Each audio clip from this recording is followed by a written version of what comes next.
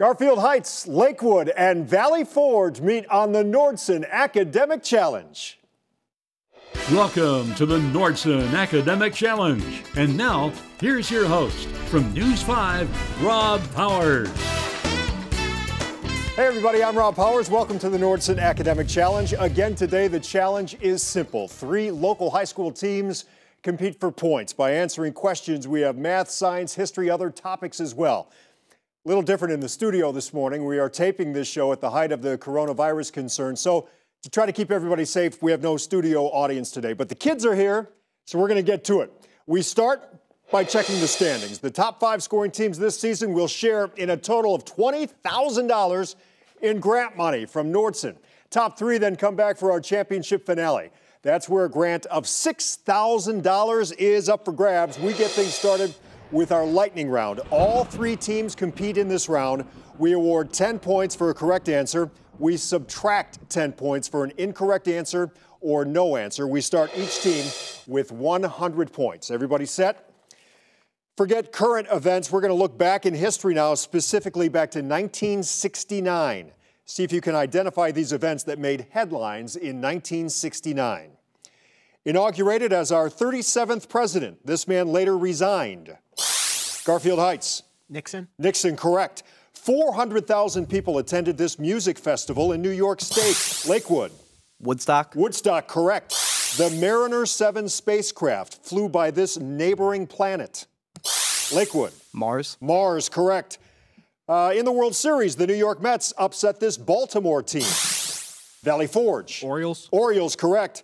This Chief Justice who had written the 1954 Brown decision. Lakewood. Warren. Warren is correct. Student protesters took over a building at this oldest U.S. Lakewood. Harvard. Harvard is correct. There was the last public concert by this group of Paul, John, George, and Valley Forge. The Beatles. The Beatles is correct.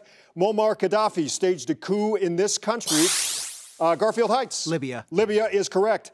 1969 saw the start of this children's TV program featuring Bert and Ernie. Lakewood. Sesame Street. Sesame Street is correct. And for our final lightning round question, we go to Catherine Carrick from the NASA Glenn Research Center.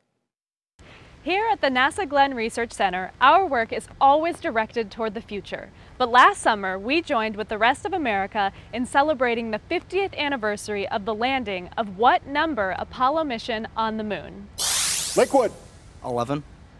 That is correct. 11 is correct, and that's it. That's the end of this round. We'll be back with more Nordson Academic Challenge right after this. Nordson is honored to sponsor a program that celebrates academic excellence. We're a global industrial technology company with a long and proud history of giving back to the communities where we live and work. We donate 5% of our U.S. pre-tax profits to charity every year. Over the past 30 years, the Nordson Corporation Foundation has donated more than $100 million, and our employees have volunteered more than 100,000 hours. And now, we're pleased to support the legacy of Academic Challenge. Thank you all for watching, and the best of luck to all the participants.